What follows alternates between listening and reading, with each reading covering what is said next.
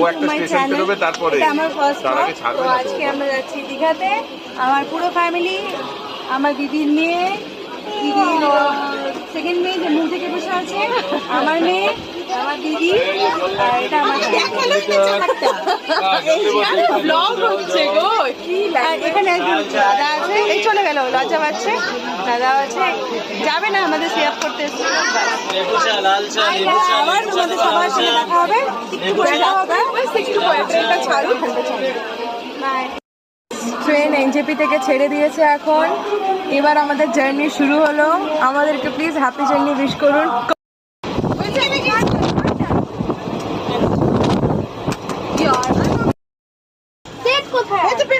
এখন আমাদের ডিনারের আয়োজন হয়েছে, সব বাড়ি থেকে আনা, এখন আমরা খাবো।